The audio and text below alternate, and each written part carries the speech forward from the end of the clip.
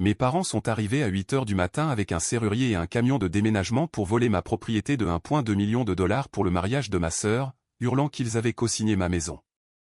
Mais quand le shérif a remonté mon allée, tenant un document officiel, mon père a finalement appris ce qu'il avait réellement signé. Quand la main de mon père s'est figée en l'air, à 3 pouces de ma poitrine, les phalanges blanches, le bras armé comme s'il allait réellement me pousser hors de ma propre maison, j'ai ressenti quelque chose d'inattendu. Pas de la peur, pas de la rage, de la satisfaction. Parce que je savais depuis exactement 72 heures que ce moment allait arriver. Et j'avais passé chacune de ces heures à m'assurer que, le moment venu, ce serait la dernière fois qu'Arthur Callaway lèverait la main sur quoi que ce soit qui m'appartenait. Le camion de déménagement tournait au ralenti au bout de mon allée. 3 hommes s'appuyaient contre lui dans le froid glacial d'octobre. Des cigarettes brûlant entre leurs doigts, observant le drame sur mon porche, de la même manière que les gens regardent un accrochage. Curieux, un peu amusés, reconnaissant que ce ne soit pas eux. Le serrurier, un homme petit avec un gilet jaune, les outils déjà disposés sur mon perron comme un plateau de chirurgien, avait reculé de 3 pas très délibérés. Il pouvait sentir ce qui allait se passer même s'il n'en connaissait pas les détails. Ma mère se tenait derrière mon père dans un pull en cachemire crème qui coûtait probablement plus cher que le loyer de la plupart des gens. Ses cheveux étaient bruchés. Ses ongles étaient frais. On aurait dit qu'elle était habillée pour un déjeuner de charité. Pas pour un acte criminel. Et puis la sirène a fendu le matin. Le rouge et le bleu ont clignoté sur toutes les fenêtres de la façade de ma maison. Une voiture de patrouille du shérif du comté a viré brusquement à l'entrée de mon allée, les gyrophares toujours en marche, et s'est garée juste derrière le camion de déménagement comme si elle avait attendu un signal, ce qui était le cas.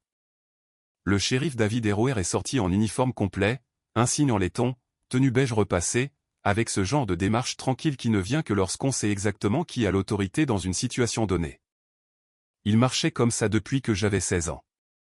Il marchait de la même manière maintenant, sur les 40 pieds de mon allée pavée, pendant que le bras de mon père redescendait lentement le long de son corps. « Bonjour, officier », a dit ma mère, l'interceptant avant qu'il n'atteigne les marches du porche, modulant déjà sa voix dans ce registre soyeux et ferme qu'elle utilisait avec les serveurs, les entrepreneurs et toute personne qu'elle avait besoin de gérer. C'est une affaire de famille, juste un petit malentendu. C'est shérif.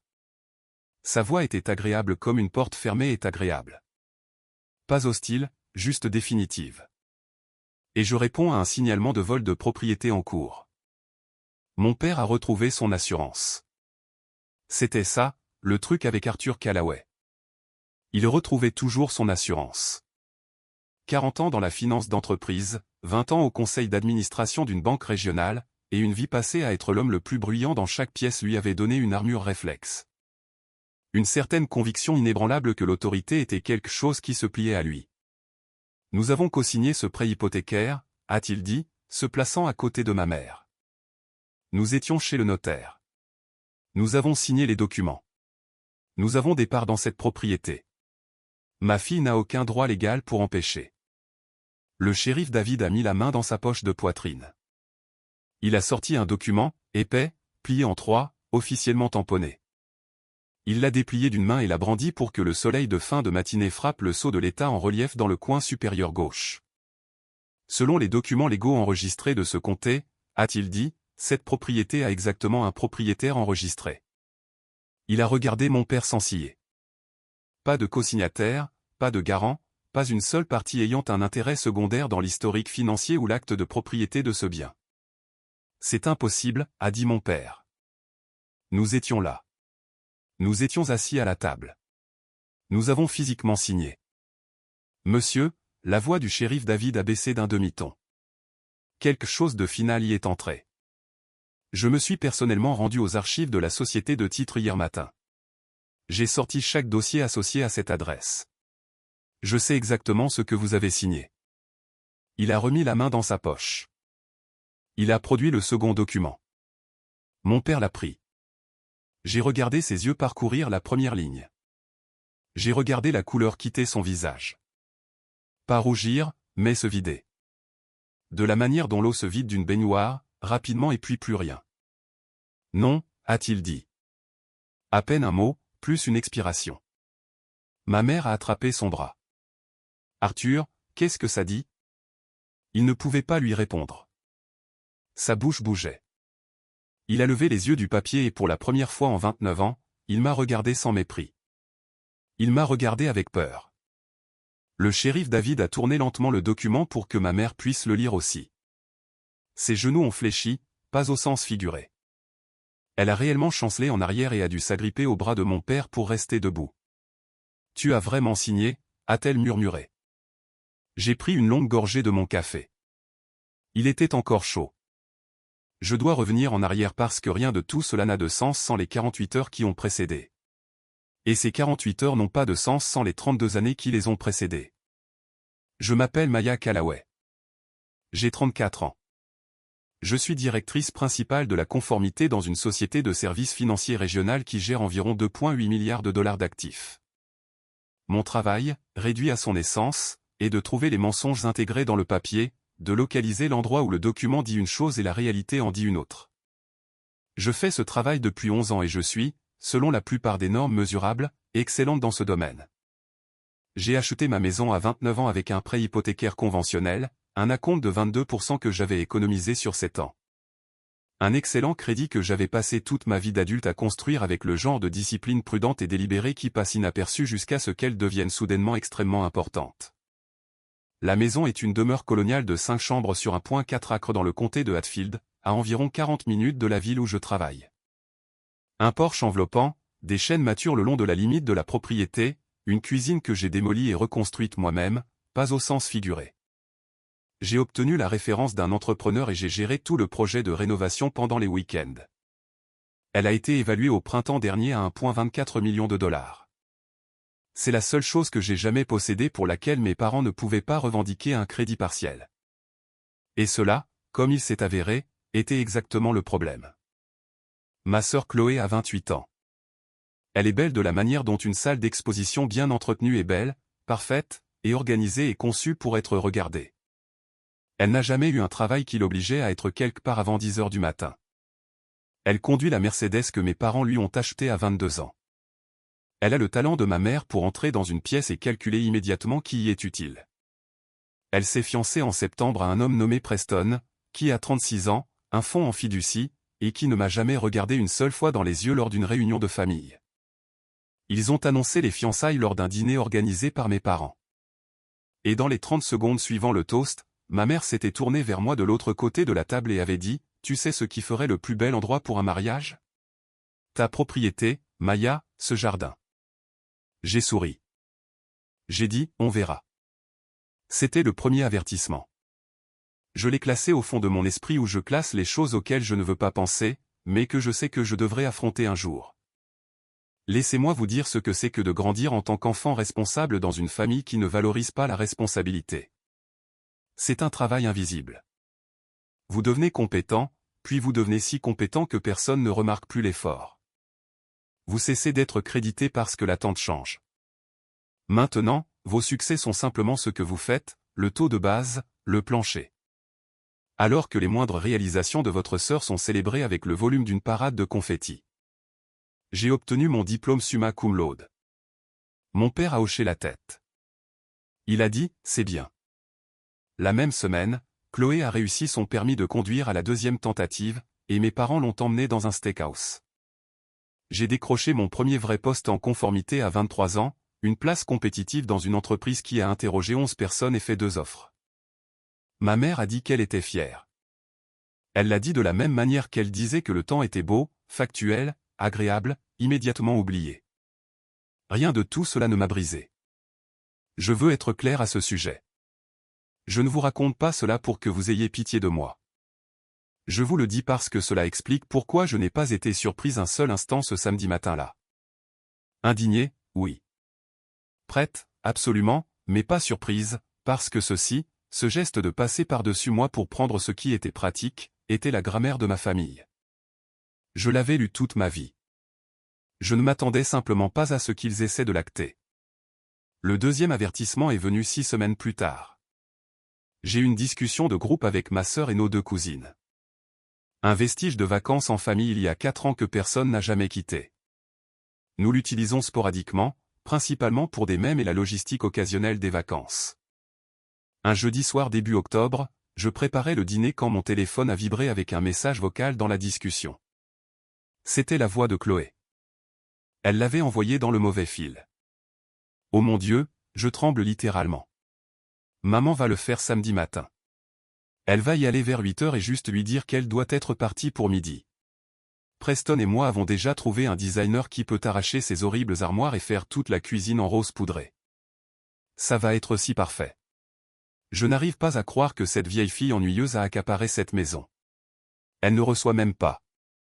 Le message durait 53 secondes. Je l'ai écouté en entier. Puis j'ai posé mon téléphone face contre le comptoir, j'ai éteint la cuisinière, et je suis resté très immobile pendant environ 90 secondes pendant que je réfléchissais attentivement à ce que je voulais faire. Ce que je n'ai pas fait, paniquer, répondre par texto, appeler ma mère, poster quoi que ce soit, alerter quiconque dans cette discussion de groupe que le message était arrivé. Ce que j'ai fait, prendre mon téléphone et appeler le shérif David Eroer. Je devrais expliquer cette relation parce que sans elle, cette histoire se termine probablement différemment. David Eroer est le shérif du comté de Hatfield depuis 4 ans. Avant cela, il a passé 12 ans comme détective dans l'unité des crimes majeurs du comté. Avant cela, il patrouillait dans les mêmes rues où j'ai grandi, où il a observé au cours de plusieurs années une jeune fille maigre de 16 ans avec une tournée de journaux et un travail de serveuse le week-end, se frayer un chemin vers une bourse d'études complète à l'université d'État. Il a aussi vu mes parents acheter une voiture à ma sœur la même année. C'était un ami de mon grand-père. Il a assisté aux funérailles de mon grand-père quand j'avais 21 ans, s'est tenu près du fond, et après, m'a trouvé près du bol de punch et a dit « Ton grand-père était fier de toi ». Il me l'a dit spécifiquement. Je pensais que tu devrais savoir que quelqu'un l'a dit à voix haute. J'ai pris un café avec David Eroer 3 ou 4 fois par an depuis. Pas romantique. Il a 20 ans de plus et a été marié pendant 15 de ces années avant que sa femme ne décède. C'était plus comme le mentorat qui aurait dû venir de mon père et qui n'est pas venu. Il m'a vu étudier pour l'examen du barreau que je n'ai finalement pas passé. Il m'a vu me tourner vers le travail de conformité et construire quelque chose de réel. Il ne m'a jamais rien donné d'autre que son temps et le rappel occasionnel qu'il était à un coup de fil. Je l'ai appelé à 19h14 un jeudi. J'ai besoin d'une faveur, ai-je dit. Cela implique un acte de propriété certifié, des archives de société de titres, et des personnes qui sont sur le point de commettre une très grave erreur. Il a dit, dis-moi ce que tu as. Voici ce que mes parents croyaient avec une confiance absolue depuis 5 ans. Ils croyaient que lorsque j'ai acheté ma maison, ils avaient co-signé le prêt hypothécaire. Ils le croyaient parce qu'ils s'étaient assis à une table chez Hatfield County Title and Escrow. Et ils avaient signé des documents, de nombreux documents, le genre de paquet de documents de clôture qui peut atteindre 60, 70, parfois 80 pages pleines de divulgations, de reconnaissance et de lignes de signature. Ce qu'ils avaient réellement signé, comme je l'ai découvert en examinant leur dossier il y a 3 ans lors d'un audit de mes dossiers personnels, le genre d'examen administratif obsessionnel qui est à la fois un risque professionnel et un trait de caractère personnel pour moi, était une lettre de don. Une lettre de don est un document hypothécaire standard utilisé lorsqu'un membre de la famille contribue à un acompte. Elle stipule formellement que l'argent donné est un don et non un prêt. Elle n'a aucune revendication légale sur la propriété. Elle ne crée pas de capitaux propres. Elle ne crée pas de copropriété. Elle ne place le nom du signataire nulle part près de l'acte de propriété. Mes parents m'avaient donné $18 000 pour mon acompte. Je ne l'avais pas demandé. Ma mère l'avait annoncé au dîner de Pâques comme si elle présentait un prix devant 12 parents, ne me laissant aucune issue gracieuse. Je l'avais accepté parce que l'alternative était une scène. Ces $18 000 étaient un don. Ils ont signé un document disant exactement cela, un document avec les mots « lettre de don » imprimés en gras en haut. Pendant 5 ans, ils s'étaient apparemment dit, et j'apprendrai plus tard à quiconque le demandait, qu'ils avaient co-signé le prêt hypothécaire de Maya et avaient donc des parts dans cette propriété. Que ce soit un mensonge délibéré ou un échec spectaculaire de compréhension de lecture, je ne peux sincèrement pas vous le dire. Les deux explications sont plausibles et aucune n'est flatteuse. Je savais, j'avais toujours su. Je gardais la lettre de don dans mes dossiers personnels avec l'acte de propriété certifié, mon nom uniquement, aucune partie secondaire, et le paquet de clôture complet. Ce que je n'avais pas anticipé, c'est qu'ils utiliseraient réellement cette croyance comme une arme, qu'ils se présenteraient avec un serrurier, qu'ils amèneraient des déménageurs, qu'il me regarderait dans les yeux un samedi matin et me dirait que j'avais jusqu'à midi. Jeudi soir, après avoir raccroché avec David, je me suis rendu à la société de titres, pas au comptoir public. J'ai appelé à l'avance. J'ai contacté la directrice du bureau, une femme nommée Patricia Ellison, qui travaille dans les registres fonciers depuis 23 ans et avec qui j'avais interagi 2 fois auparavant lors de recherches de titres liés au travail, et j'ai expliqué la situation. Je lui ai dit que j'avais des raisons de croire qu'une tentative de saisie de propriété aurait lieu à mon domicile samedi matin, fondée sur une fausse représentation des droits de propriété. Je lui ai dit que les individus tentant cela avaient signé des documents dans les bureaux de sa société il y a 5 ans et semblaient croire que ces documents leur conféraient des droits qu'ils ne possèdent pas. Patricia Ellison est restée silencieuse un moment. « Je sortirai le dossier ce soir », a-t-elle dit. « Vous pourrez récupérer des copies certifiées le matin. » J'étais à la société de titres à 8 heures du matin vendredi. Patricia avait marqué et imprimé chaque document du dossier. La lettre de don, le relevé de règlement final HUD 1, l'acte de propriété enregistré. Elle avait écrit sur un pense-bête jaune attaché à l'acte en lettres capitales précises. Un seul propriétaire, aucune partie secondaire. Acte enregistré auprès du comté le 14 mars 2019. J'ai apporté 2 copies à ma rencontre avec David au Hatfield dîner vendredi matin. Il a regardé les documents pendant 3 minutes sans parler. Il les a retournés. Il a tenu l'acte de propriété à la lumière de la fenêtre comme un sommelier tient un verre de vin. Où ont-ils signé? A-t-il demandé. J'ai pointé la lettre de don. La ligne de signature. La signature distinctive en boucle de mon père, celle plus petite et précise de ma mère. Juste en dessous d'un paragraphe qui disait en anglais simple, ce dont n'est pas un prêt et ne représente aucun intérêt de propriété dans le bien concerné. Les donateurs ne font aucune réclamation sur la propriété et renoncent à tout droit de remboursement. David m'a regardé par-dessus ses lunettes de lecture. Ils ont signé ça, a-t-il dit. Ils ont signé ça. Il a plié soigneusement les documents et les a glissés dans la poche intérieure de sa veste. Gare-toi à 2 pâtés de maison, je lui ai dit. Je ne veux pas qu'ils prennent peur. Il a hoché la tête, a fait signe à la serveuse pour un 2e café. Tu sais, a-t-il dit. Ton grand-père aurait apprécié ça. Vendredi soir, je n'ai pas bien dormi. Ce n'est pas inhabituel pour moi avant une situation à fort enjeu. Je dors bien pendant une crise, mais l'anticipation est plus rude. J'étais allongé dans mon lit, regardant mon plafond et écoutant la maison s'installer autour de moi, les planchers que j'avais rénovés, les fenêtres que j'avais choisies, les murs que j'avais peints pendant un long week-end de la fête du travail, seul avec un rouleau et de la bonne musique. Et la satisfaction particulière de transformer un espace en le sien par le travail de ses propres mains. J'ai pensé à la voix de ma sœur sur ce message audio. La jubilation qu'elle contenait, cette vieille fille ennuyeuse, la certitude désinvolte que ceci, ma maison, mes années, mes économies, n'étaient qu'une ressource à réallouer, comme déplacer un vase d'une étagère à une autre. J'ai pensé à la voix de mon père lors de son dîner. Nous t'avons soutenu. Nous avons cru en toi. Nous avons rendu cela possible. Il avait signé un document disant le contraire. J'ai pensé au visage d'Elena quand elle avait examiné le dossier vendredi matin. Elle avait le sang-froid exercé de quelqu'un qui a passé 15 ans à examiner la documentation de la cruauté humaine sous la forme banale d'instruments juridiques. Mais quelque chose avait changé dans son expression quand elle était arrivée à la lettre de don. Elle l'avait lue 2 fois, l'avait retournée, l'avait relue. Depuis combien de temps savez-vous cela? Avait-elle demandé. 3 ans. Et vous avez juste gardé le dossier. Je garde tous mes dossiers. Elle m'a regardé un moment. Puis elle avait dit, je vais devoir vous dire quelque chose qui pourrait sonner comme un compliment.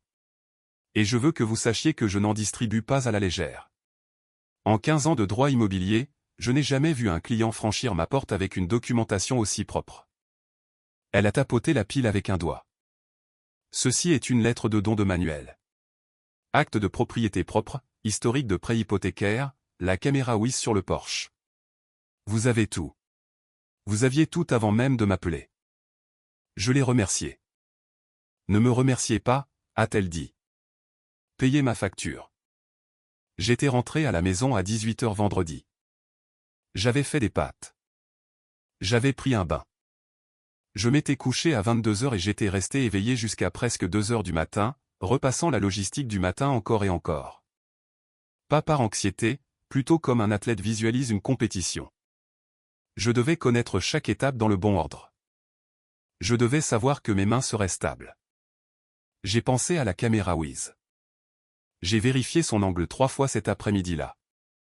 Elle couvrait tout le porche, les marches d'entrée, l'approche de l'allée. L'horodatage était synchronisé. La carte de stockage avait 7 heures de capacité. Mes mains étaient stables. Je me suis levé à 5h30 du matin, j'ai fait du bon café et je me suis assise à ma table de cuisine et j'ai attendu. Ils sont arrivés à 8h02. Le camion de déménagement s'est arrêté le premier, une location commerciale de 16 pieds, blanche, avec le logo de la société de location sur le côté. 3 hommes sont descendus. L'un d'eux a mis ses mains en coupe pour allumer une cigarette. Ils se sont appuyés contre les panneaux latéraux du camion avec la compétence blasée des gens qui déplacent des choses pour vivre et ne se soucient pas particulièrement de quelle chose ou à qui. La voiture de mes parents, l'Audi noir de mon père, fraîchement lavée, s'est garée derrière le camion et s'est arrêtée dans la rue. Ils sont sortis ensemble, ce qui m'a semblé calculé. Ma mère avec le pull en cachemire, mon père en pantalon chino impeccable et un polo, que j'ai reconnu comme son costume de « Je suis un homme raisonnable ayant une conversation raisonnable ». Il le portait aux réunions du conseil d'administration et aux interventions familiales avec la même aisance. Le serrurier était arrivé séparément. Il était déjà sur mon porche quand j'ai entendu frapper. Pas le genre poli, le genre qui est vraiment une déclaration. Et j'ai compté jusqu'à 3 avant d'ouvrir la porte. « Fais tes valises, Maya » a dit ma mère. Elle a souri en le disant. Elle s'est avancée comme si j'allais simplement m'écarter. Je ne me suis pas écarté. Excuse-moi. Chloé se marie. Elle a besoin de cette propriété. Ma mère a fait un geste derrière elle vers ma maison avec le geste vague de quelqu'un montrant un article en vitrine. Tu es célibataire. Tu n'as pas besoin de 5 chambres. Nous lui en faisons cadeau. J'ai regardé mon père. Nous avons co-signé ce prêt hypothécaire, a-t-il dit. Nous avons des parts. Écarte-toi. Je veux être précise ici sur ce que j'ai ressenti à ce moment-là, car je pense que c'est important. Je ne me suis pas senti humilié. Je m'étais senti humilié une centaine de fois auparavant en présence de ma famille, et j'avais appris à reconnaître la sensation et à la déposer comme un sac lourd.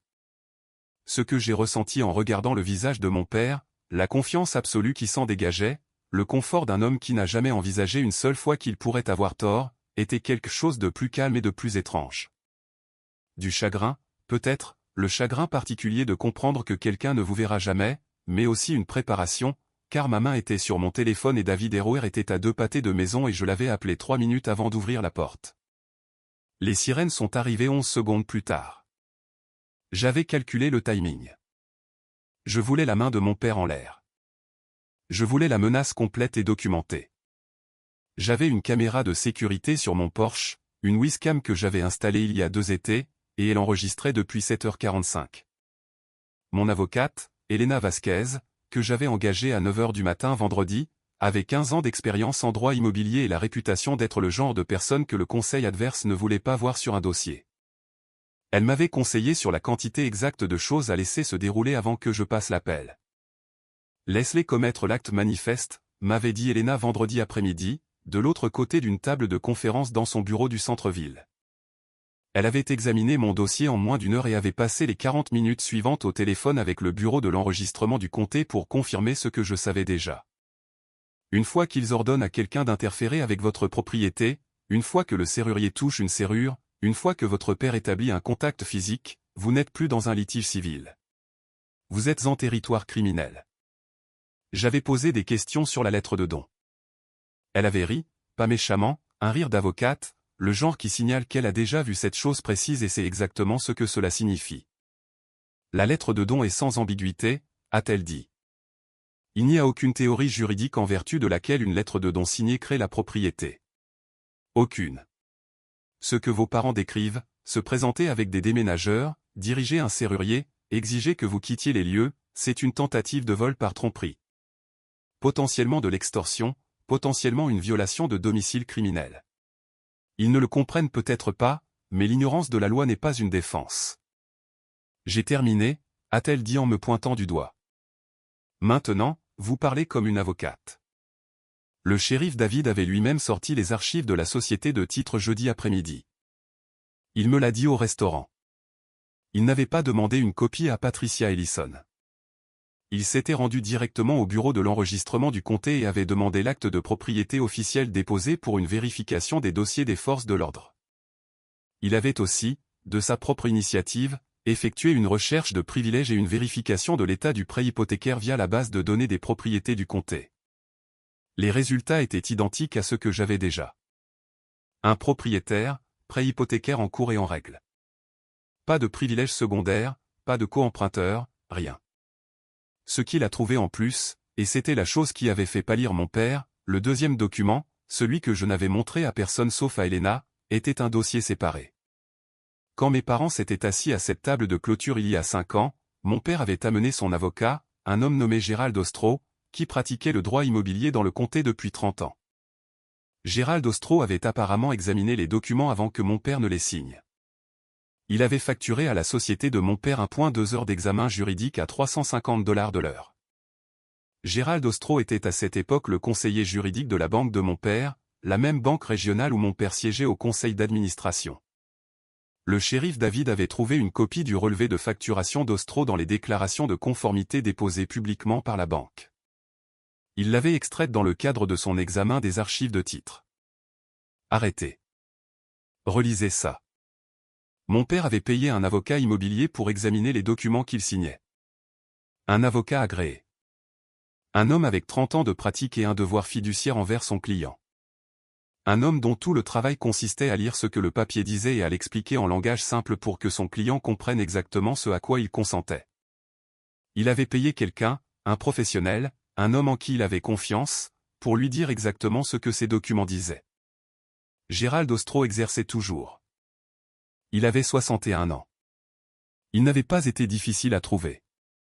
David l'avait appelé vendredi après-midi. Je ne connais pas les détails de cette conversation. David m'a seulement dit qu'il se souvenait du dossier. Il a été très clair sur ce qu'il a conseillé à votre père que les documents disaient. Il me l'a mis par écrit. Ce qu'Ostro avait apparemment dit à David, puis confirmé dans une déclaration signée et notariée, était ceci. Il avait examiné la lettre de don ligne par ligne avec mon père avant la signature. Il avait expliqué que le document était un formulaire standard exigé par le prêteur. Il avait expliqué qu'il ne créait aucun intérêt de propriété. Il avait expliqué spécifiquement que le signé ne faisait pas d'Arthur Callaway un co-emprunteur, un copropriétaire, ou une partie ayant une quelconque revendication sur l'acte de propriété. Il l'avait expliqué en des termes que mon père, un professionnel de la finance depuis 40 ans, aurait compris immédiatement. Mon père avait hoché la tête, dit merci, et signé. Puis il avait passé 5 ans à dire à quiconque voulait l'entendre qu'il avait co-signé le prêt hypothécaire de sa fille. Le deuxième document, celui qui a vidé le visage de mon père de sa couleur, était la déclaration signée de Gérald Ostro confirmant tout cela, notariée, datée, sur le papier à en tête de son cabinet. Mon père avait su. Pas en quelque sorte su, pas mal souvenu, pas sincèrement confus après le passage du temps. Il avait payé un avocat $350 de l'heure pour lui dire exactement ce qu'il signait. Et puis il avait passé 5 ans à dire à sa famille, à ses collègues, et à quiconque voulait l'entendre, qu'il avait co-signé la maison de sa fille et avait des parts dans sa propriété. Il avait su. Les genoux de ma mère ont fléchi parce que la femme qui avait passé 32 ans à gérer chaque récit dans notre famille, qui n'avait jamais, pas un seul instant, perdu le contrôle de l'histoire, regardait la preuve que l'histoire avait été un mensonge, et que le mensonge n'avait pas été le sien. Il avait été le sien, et elle avait tout construit dessus. L'heure qui a suivi a été, à bien des égards, le chaos le plus ordonné que j'ai jamais connu. Le shérif David n'a pas arrêté mes parents sur le porche. Cela n'avait jamais été le plan. Le plan d'Elena, affiné au cours de 2 appels téléphoniques vendredi après-midi, était la documentation et la dissuasion. Des poursuites pénales étaient possibles. Elles étaient aussi le genre de choses qui prend des mois, coûte de l'argent à tout le monde, et se termine fréquemment par des accords de plaidoyer qui ne ressemblent à rien. Ce qu'Elena voulait, c'était quelque chose de plus rapide et de plus complet. Ce qu'elle a obtenu, c'est un shérif avec un enregistreur à sa ceinture, 2 témoins en uniforme de la voiture de patrouille, une caméra de sécurité à domicile avec un horodatage clair. Et un camion de déménagement plein de gens qui n'avaient absolument aucune envie d'être nommés dans quoi que ce soit. Les déménageurs sont partis dans les 4 minutes suivant l'arrivée de la patrouille. Ils n'ont pas posé de questions. Ils sont remontés dans la cabine, ont contourné prudemment le véhicule de police et sont partis. J'ai appris plus tard qu'ils avaient été engagés via une application. Paiement en espèces, lieu de prise en charge, pas de détails sur le travail. Ils ne devaient aucune loyauté à personne. Le serrurier était un homme du coin nommé Pet, que David connaissait apparemment du conseil des licences d'entrepreneurs du comté. Il a ramassé ses outils sur mon perron, s'est excusé 3 fois auprès de David sans jamais me regarder, et est monté dans sa camionnette. Mes parents sont restés. Cela m'a un peu surprise, mais cela n'aurait pas dû. Mon père n'était pas un homme qui reculait devant les confrontations. C'était un homme qui avait passé sa vie à contrôler la fin des confrontations. Même maintenant, avec le document à la main, il essayait de trouver l'angle.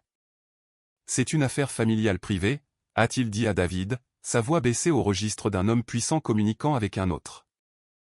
Nous pouvons résoudre cela sans aucun dossier formel. Il y a déjà un dossier formel, a dit David. Ma caméra corporelle tourne depuis que je suis sorti de la voiture de patrouille.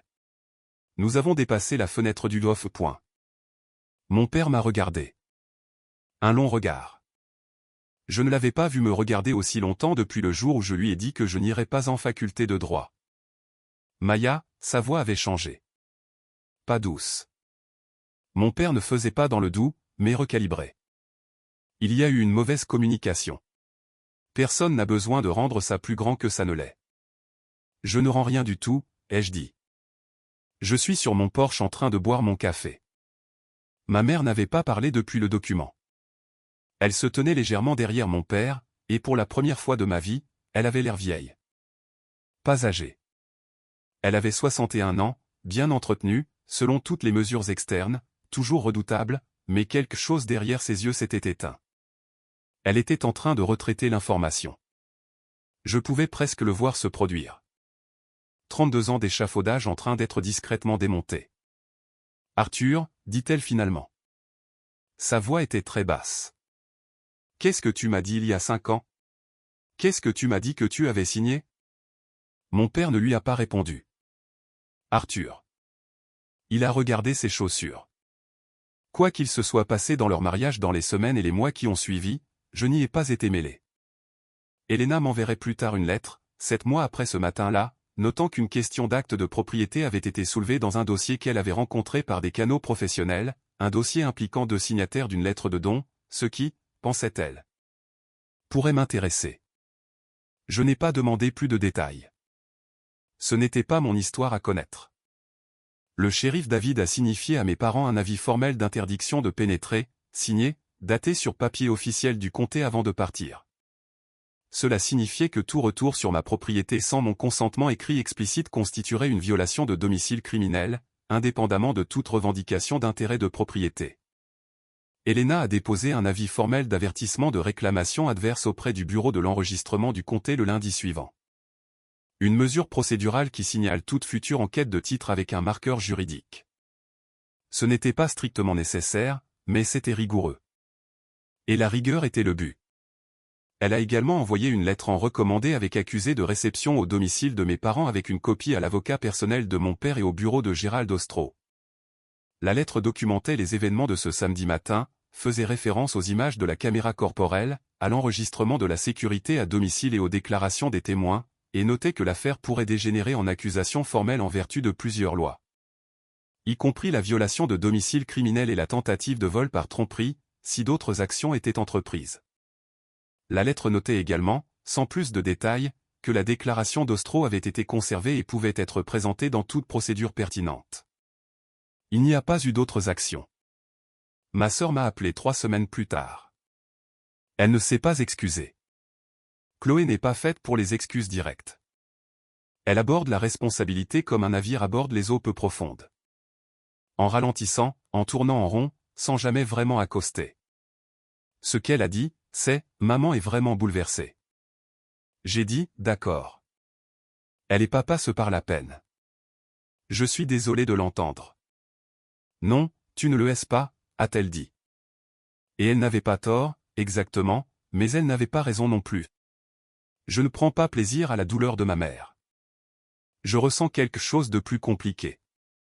Une sorte de reconnaissance triste hélas que la douleur existe parce que le mensonge existait. Et le mensonge existait parce que les gens avec qui j'ai grandi préféraient le confort d'un récit pratique au travail plus difficile de me traiter comme si j'avais de l'importance. « Est-ce que tu te maries toujours ?» ai-je demandé. « Oui », a-t-elle dit. « En juin. Nous avons trouvé un lieu. »« Bien », ai-je dit. « J'espère que ce sera magnifique. » Il y a eu une longue pause. « Tu ne vas pas rendre les choses faciles, n'est-ce pas ?» a-t-elle dit. Ce n'était pas vraiment une question.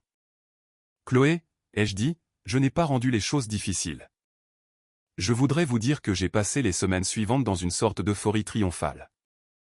Que j'ai ouvert une bonne bouteille de vin et que j'ai parcouru les limites de ma propriété au coucher du soleil en me sentant comme l'héroïne de ma propre histoire. Une partie de cela est vrai. Il y a eu une bouteille de vin. Il y a eu un coucher de soleil. Mais ce que personne ne vous dit sur le fait d'avoir raison, d'avoir les documents, l'acte de propriété, l'avocate, le shérif, la caméra corporelle et la déclaration signée du propre avocat de votre père, c'est qu'avoir raison ne répare pas vraiment ce qui est cassé.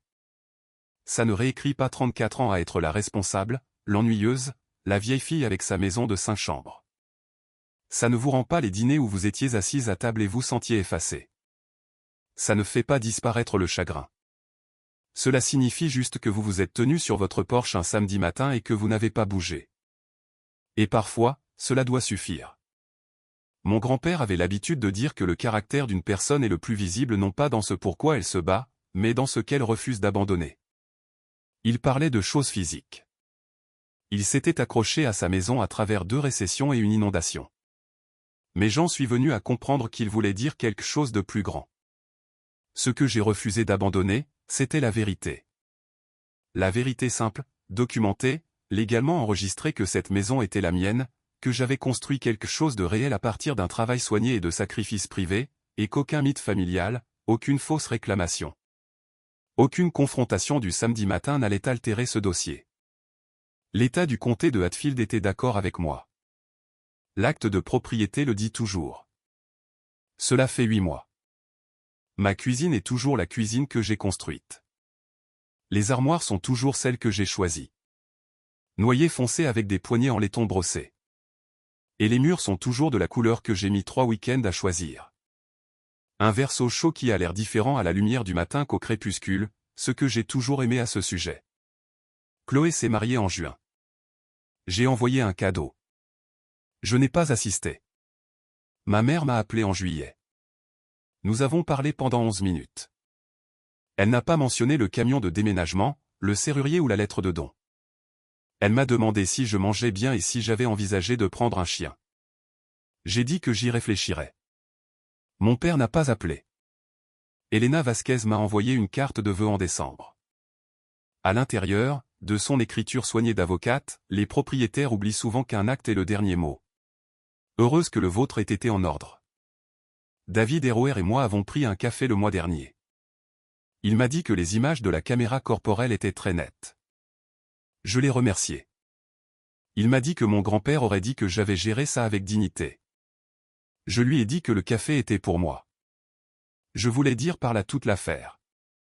Je voulais dire, vous m'avez donné du temps, du jugement, de la proximité et l'autorité particulière d'un homme qui se présente en uniforme quand c'est important.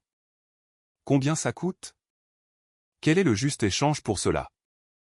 Je ne sais pas. Le café semblait insuffisant et en même temps exactement de la bonne taille. Il y a une chose qui arrive parfois le matin quand je suis à la fenêtre de ma cuisine, celle qui donne sur l'arrière de la propriété, les chênes, l'endroit que ma mère a un jour désigné comme un lieu de mariage. Et que la première lumière entre sous un angle qui donne l'impression que chaque chose s'appartient. Les arbres, l'herbe, le tas de bois que j'ai empilé en octobre, la maison derrière tout ça, qui tient bon. Je pense au visage de mon père quand il a lu la déclaration d'Ostro. Le moment où le récit qu'il avait choisi, l'histoire confortable du patriarche généreux avec des parts dans la propriété de sa fille, a rencontré la réalité du document qu'il avait personnellement payé un avocat pour lui expliquer. Il avait su. C'est la partie à laquelle je reviens sans cesse. Pas la trahison du samedi matin, mais les années qui l'ont précédée. Le choix silencieux et persistant de croire, ou de prétendre croire, que quelque chose était à lui alors qu'un avocat agréé lui avait dit directement, dans le langage des actes, des lettres de don et des conseils juridiques, que ce n'était pas le cas. Je travaille dans la conformité depuis 11 ans. J'ai vu une version de cette dynamique dans des contextes d'entreprise des dizaines de fois. Le dirigeant qui signe la divulgation et agit ensuite comme si la divulgation n'existait pas. Le membre du conseil d'administration qui reçoit le mémo et le classe quelque part loin de sa conscience. La personne qui paie pour la vérité et décide ensuite que la vérité est facultative. Ça ne se termine jamais bien. Le document survit toujours. Le mien a survécu. Daté du 14 mars 2019. Estampillé du sceau du comté de Hatfield. Mon nom en haut dans la case intitulée propriétaire, et aucun autre nom nulle part sur la page. Les déménageurs sont partis depuis longtemps. Le serrurier est passé à la porte de quelqu'un d'autre. Le pull en cachemire est rentré les mains vides, et je suis toujours ici, dans la maison que j'ai construite, buvant mon café pendant que le matin entre par les fenêtres que j'ai choisies. C'est toute l'histoire. L'acte est le dernier mot. Le mien dit toujours mien.